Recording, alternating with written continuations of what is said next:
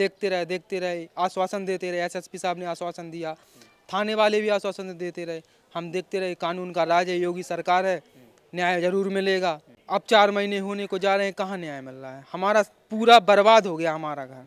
हमारे घर पर 17 अप्रैल 2025 को रात में चोरी हुई थी। एसएसपी के पास भी 2 बार हो चुके हैं, एक बार डीआईजी साहब के पास भी होके आए हैं, और हमने मुख्यमंत्री पोर्टल पे भी शिकायत की, और हमने जन सुनवाई पर भी शिकायत की, लेकिन अभी तक हमें न्याय नहीं मिला। थाने गए तो हमारी एफआईआर उन्होंने पूरे दिन तो लिखी नहीं। सीसीटीवी फुटेज ले गए, जो गांव में कैमरे लगे हुए थे उनकी डीवीआर खींच के ले गए। थाने में जाते हैं पूछने के लिए तो हमसे ना ही अच्छे कुछ बताते हैं, और ना ही वो कहते हैं उनसे पूछो, वो कहते हैं उनसे पूछो। 4 महीने ऊपर होने जा रहे हैं। झांसी के पुलिस कप्तान बीबीजीटीएस मूर्ति ने जब से चार्ज संभालो, जब से झांसी में ताबड़तोड़ कार्रवाइयाँ देखने को मिल रही, और कार्रवाइयाँ इतनी ज़बरदस्त देखने को मिल रही कि अगर कोनो जेब कतरा है और माने को की जेब काट दी तो बाकी बात कितों न कितों बाकी टांग में गोली घलबे तय है। और ऐसो भाव है झांसी में, काहे कि कई पुलिस की मुठभेड़ें भाई और उनमें ऐसो देखने को मिलो। लेकिन झांसी में मुठभेड़न को दौर जारी है, और बाद दौरान कितों न कितों कछु मामले ऐसे भी हैं जिनमें कितों चोरी भई, कितों डकैती भई, लेकिन आज तक मामले उजागर नहीं हो पाए। एक शख्स आज हमारे पास आए हैं, उनको कहवो है कि पिछले 4 महीना से वे परेशान हैं, अधिकारियों के चक्कर लगा चुके, लेकिन विनके घर है भाई जो 10 से 12 लाख की चोरी बाको पुलिस अभी तक खुलासा नहीं कर पाई। वे हमारे संगे मौजूद हैं जो सकरार थाना क्षेत्र को पूरा ये मामला बता रहा है। का नाम है, का पूरा मामला है, नहीं से जाना भैया का नाम है अपन को? हमारा नाम अमिताभ कुमार, हम ग्राम लोहारी, थाना सकरार, तहसील मऊरानीपुर, जिला झांसी के रहने वाले हैं। अब तक का मामला है, का परेशान हो रहा है? हमारे घर पर 17 अप्रैल 2025 को रात में चोरी हुई थी, जिसमें हमारे सोने की चीज़ों में हार, नथबंदी, कानों के फूल, जंजीर, 5 अंगूठी, हाथों की चूड़ी, करीब 7 तोला सोना, और चांदी में कमरपेटी, बिछुआ, पायल, छोटी पायल, करीब 4 जोड़ी छोटी पायल, और बिछिया वगैरह, हाथ का ब्रेसलेट वगैरह जिसमें चांदी के आभूषण थे, और 88,000 रुपये नगद चोरी हुए थे। समस्या की तैयारी क्या है, आपको भटकने पड़ रहा हो अधिकारियों के पास, वो बताओ आप। समस्या ये है कि आज हमारे 4 महीने ऊपर होने जा रहे हैं। हम एसएसपी के पास भी 2 बार हो चुके हैं, एक बार डीआईजी साहब के पास भी होके आए हैं, और हमने मुख्यमंत्री पोर्टल पे भी शिकायत की, और हमने जन सुनवाई पर भी शिकायत की, लेकिन अभी तक हमें न्याय नहीं मिला। ना ही चोरों को पकड़ रहे हैं और ना ही माल बरामद कर पा रहे हैं। और हम थाने में जाते हैं पूछने के लिए तो हमसे ना ही अच्छे कुछ बताते हैं, और ना ही वो कहते हैं उनसे पूछो, वो कहते हैं उनसे पूछो। ना अच्छे से बात करते हैं, 10-10 मिनट खड़े रहो लेकिन बताते ही नहीं हैं कुछ। जैसे मतलब हम वादी हैं तो हमें पूछने का अधिकार नहीं है क्या?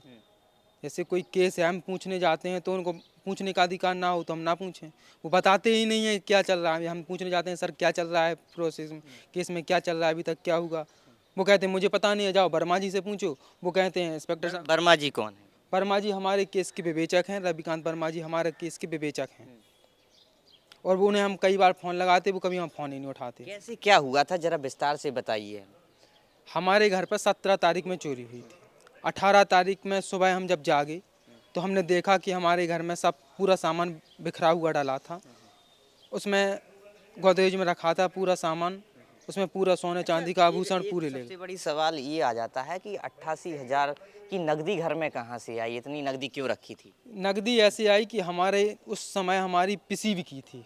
गेहूँ होता है जो, हमारे यहाँ गेहूँ बिका हुआ था। उसी दिन हमें पैसे मिले थे, क्योंकि हमने मंडी पे बेचा था गेहूँ, तो उसी दिन पैसे मिले थे। तो अगले दिन हमें दूसरे के देने थे, तो हमने उस दिन रख दिए, और उसी दिन चोरी हो गई रात में। क्योंकि हमने 14 तारीख को बेचा था और 17 तारीख को हमें पैसे मिले थे। तो थाने गए, फिर क्या हुआ? थाने गए तो हमारी एफआईआर उन्होंने पूरे दिन तो लिखी नहीं, रात में 8 बजे उन्होंने एफआईआर लिखी। उसके बाद एफआईआर लिखने के बाद वो आए, वो सीसीटीवी फुटेज ले गए। सीसीटीवी जो गांव में कैमरे लगे हुए थे उनकी डीवीआर खींच के ले गए। फिर उन्होंने बता हम पूछते भी हैं कुछ पता चला, तो उन्होंने बताया नहीं, कुछ पता नहीं चला अभी। उन्होंने शक के मामले में बताया, हमने शक के मामले में भी उन्हें नाम बताया।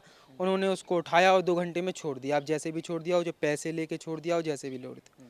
उसके बाद जिसका हमने शक के मामले में नाम बताया था, तो उसके बाद वो हमारे घर पे गाली वाली दे रहे थे, तो हम सकरा थाने में उसकी रिपोर्ट करने गए। तो उन्होंने हमें भी बिठा लिया और 151 में हमारा चालान कर दिया। रात भर हमें पूरी रात बिठा ले रहे थाने में। सुबह हमने जब मऊरानीपुर से जमानत करवाई, 151 में चालान भी कर दिया।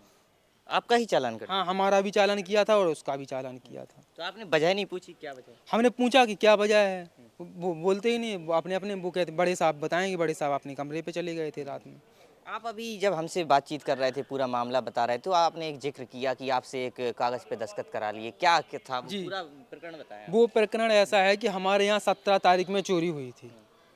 हमारे ही पास में 2 किलोमीटर दूरी पर एक नौरा गांव पड़ता है, जो मध्य प्रदेश में आता है।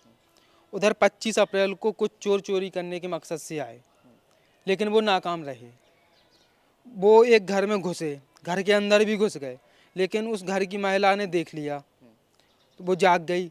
तो वो भागे, तो गांव चिल्लाने, तो गांव वाले इकट्ठे हुए, तो 4-5 लोग तो फायरिंग करके भाग गए। एक चोर उसमें पकड़ा गया था। तो हमें उसी 25 तारीख की रात में 2 बजे कॉल आता है नौरा गांव से कि एक चोर पकड़ा गया और वो बोल रहा है कि हमने चोरी की, लोहारी में हमने चोरी की। तो हमने थाना सकरार को भी अवगत कराया। तो वो बोले एमपी का मामला है, हम नहीं जाएंगे। कोई बात। उसको टेरका पुलिस ले गई। हमने बताया। टीर का थाना एमपी में पड़ता है। हाँ, टेरका थाना एमपी में पड़ता है, नौरा का थाना लगता है। उसके बाद हमने सकरा थानों को भी बताया, ठीक है चलेगी कार्रवाई चलेगी। वो बोले देखते रहे, आश्वासन देते रहे। एसएसपी साहब ने आश्वासन दिया, थाने वाले भी आश्वासन देते रहे। हम देखते रहे, कानून का राज है, योगी सरकार है, न्याय जरूर मिलेगा। क्या लग रहा है नहीं मिल रहा है? अब 4 महीने होने को जा रहे हैं, कहाँ न्याय मिल रहा है। हमारा पूरा बर्बाद हो गया हमारा घर। मतलब हमारे पिताजी की पूरी ज़िंदगी की कमाई थी, वो पूरी ज़िंदगी की कमाई चली गई। हम बिल्कुल फुटफाट पे आ गए। हमारे पास कोई आय का जरिया है नहीं। हमारे पिताजी मजदूरी करते हैं, लेकिन 4 माह में 4 माह में अभी तक कुछ नहीं मिला। और 11 तारीख को वो चोर रिमांड पे आया था सकरार पुलिस के पास। तो उन्होंने हमें भी बुलाया था, तो हम भी गए थे। तो उन्होंने पूछा उस चोर से, हमारे सामने एसएचओ साहब ने उस चोर से पूछा, क्यों तुमने इनके घर में चोरी की लोहारी में? तो उसने बोला कि हमने नहीं की, 4 लोगों ने और की। उन चारों के नाम उन्होंने बताए, उसने बताए, उन चारों के नाम लिख लिए उन्होंने।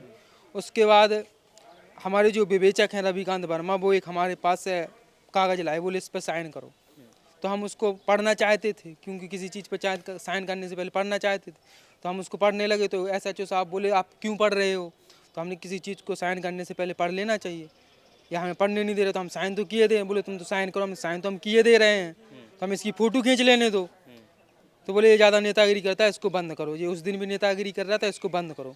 तो उन्होंने हमें बैठा लिया। तो हमने ये कहा, नहीं सर, अगर किसी चीज़ पर साइन करने से पहले उसको पढ़ने का ये कोई क्राइम है या जुर्म है, ये तो आपका इंसाफ नहीं हुआ। तो फिर उन्होंने हमें 5 मिनट बाद छोड़ दिया। अच्छा, आप बता रहे थे कि आपकी जब वहाँ सुनवाई नहीं हुई, थाने में भी आपको बैठा लिया गया, फिर आप कप्तान साहब से मिले, तो कप्तान साहब ने क्या आश्वासन दिया, क्या हुआ? कप्तान साहब एक बार तो हम उनके ऑफिस में गए, तो वो मिल गए थे 29/4/2025 को। तो मिल गए, तो बोले थे सब हो जाएगा। उन्होंने फ़ोन भी किया था सीओ साहब को, उन्होंने फ़ोन किया था। तो बोले चिंता नहीं करो, तुम्हारा सब सामान मिल जाएगा। कोई बात नहीं, आश्वासन दे दिया उन्होंने हमारे। उसके बाद फिर हम एक बार और आए, कप्तान साहब अपने कार्यालय पे नहीं थे। वो डीएम कोई आया था, सभापति वगैरह कोई, तो वहाँ थे। तो हमने वहाँ दिया था, हमने उन्हें आवेदन दिया था, एफआईआर की कॉपी सब लगा के। तो बोले ठीक है, सब देखते हैं, हम करवाते हैं। उसके बाद फिर क्या? उसके बाद से फिर कुछ नहीं हुआ अभी तक।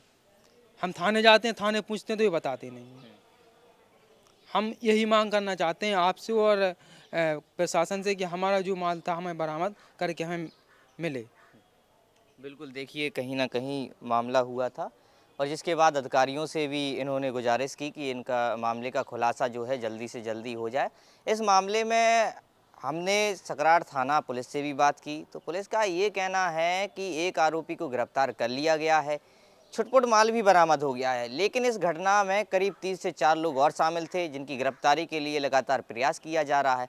लेकिन सबसे बड़ा सवाल यही है कि इस पूरे मामले को हुए लगभग 4 महीने से ज़्यादा हो गए हैं, लेकिन मामले का खुलासा पुलिस नहीं कर पाई है, और जब सवाल किया जाता है तो बार बार एक ही जवाब आ रहा है कि इस मामले की जांच चल रही है, आरोपियों की गिरफ्तारी के लिए प्रयास किया जा रहा है, लेकिन अभी तक आरोपियों की गिरफ्तारी नहीं हो सकी है। हालांकि अब कब गिरफ्तारी होगी, कब इस मामले में माल बरामद होगा, क्या कुछ कार्रवाई होगी, ये देखने वाली बात है। भारत नामदेव, बुंदेली वार्ता, झांसी।